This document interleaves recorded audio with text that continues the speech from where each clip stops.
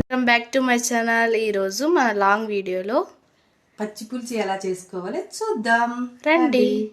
కావాల్సినది చింతపండు కడుక్కొని నానేసుకున్నాను అప్పుడే ముందుగానే. చింతపండు, కారం, అలాగే సాల్ట్, జీలకర్ర, ఎర్రగడ్డ, తెల్లవాయి, చక్కెర. ఇవన్నీ చేసే విధానం చూద్దాం. ఇంకా నానబెట్టుకున్నా కదా, ఎంతసేపు అయినా నానబెట్టుకోవచ్చు. ఎందుకంటే ఎక్కువ చాలాసేపు నానబెట్టుకుంటే ఇలా మెత్తగా అయిపోతుంది అనమాట. అందుకని నేను ముందుగానే కడిగి నానబెట్టుకున్నా. మళ్ళీ ఇలాగా పిసుక్కోవాలి. అంత బాగా ఇలా బాగా పిసుక్కుంటే చూడండి, బాగా నానబెట్టుకుంటే ఇలాగంతా వచ్చేస్తుంది. గొజ్జంతా బాగా చిక్కగా ఇలా పిసుకోవాలండి. అందుకని నేను పొద్దున్నే నానబెట్టుకోండి, బాగా చింతపండు గుజ్జు రావాలని. ఇది చాలా బాగుంటుందండి. ఎందుకంటే రాయలసీమ స్పెషల్ ఇది. ఏంటి పచ్చి పులుసు అంటే చాలా జనానికి ఇష్టం. పచ్చి పులుసు వేడివేడి అన్నం లేక, ఏ అన్నం లేకైనా, చల్లన్నం లేకైనా, ఇంకా స్టోర్ బియ్యం అన్నం లేకైతే ఇంకా చాలా బాగుంటుంది. అలా ట్రై చేయండి. నేనైతే చింతపండు వడగొట్టుకున్నాము.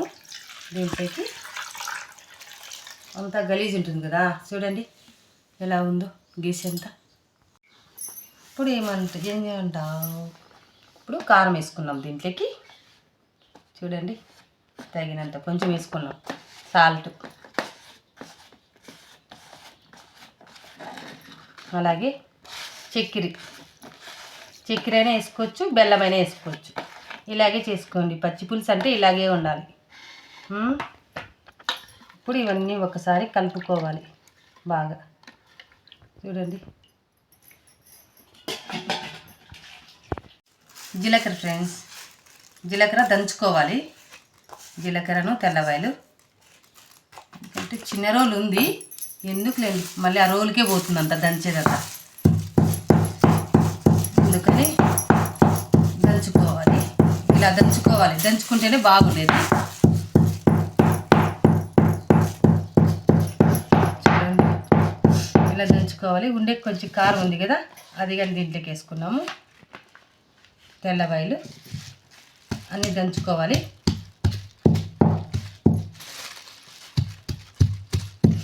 ఇలా దంచుకోవాలి ఫ్రెండ్స్. తెల్లవాయి జీలకర్రలోకి వేసుకొని దంచుకోవాలి.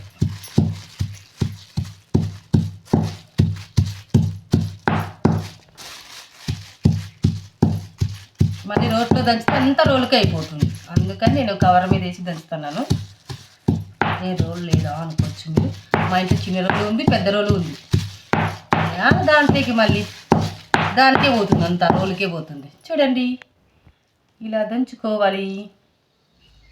ఇలా దంచుకొని దీన్ని దాంట్లోకి చూడండి ఫ్రెండ్స్, జీలకర్ర, తెల్లవాయలు, కారం వేసి దంచిండేది ఇది వేసి బాగా కలుపుకోవాలి.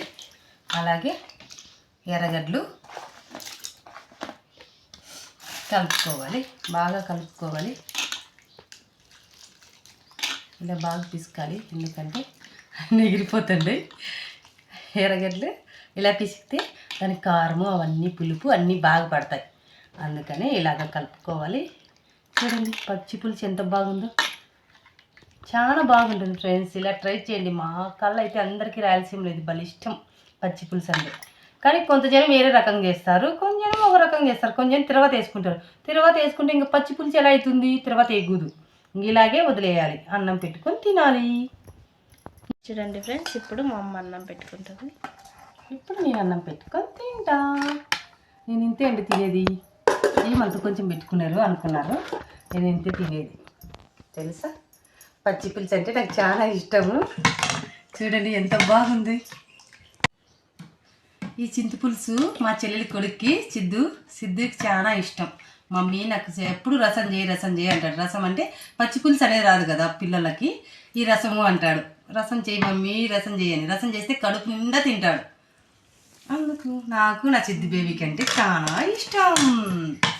ఇప్పుడు కుమ్ముతాను చూడండి ఎంత బాగుంటుందంటే. ఇలా వేసుకొని ఇలా తినాలి ఫ్రెండ్స్, బాగా తినాలి, చాలా బాగుంటుంది ఇది. మళ్ళీ ఇంకా సూపర్, చాలా బాగుంది. చాలా బాగుంది ఫ్రెండ్స్. మా పచ్చిపులుసు చాలా బాగుంది. మీరు కానీ ట్రై చేయండి. ఇలా ట్రై చేసి ఒకసారి నాకు చెప్పండి ఎలా ఉందనేది కామెంట్ చేయండి. బా చాలా సూపర్గా ఉంది. నా ఎవరు చెడిపోయింది ఇంతవరకు, అంటే బాగలేదు. ఇప్పుడు బాగుంది, తింటే ఎంత రుచిగా ఉందంటే సూపర్గా ఉంది. ఇలా ట్రై చేసి ఒకసారి మీ పిల్లలకి పెట్టండి. అప్పుడు మమ్మీ చాలా బాగుంది మళ్ళీ ఇదే చేయండి అని అడగకపోతే అప్పుడు నన్ను అడగండి, సరేనా?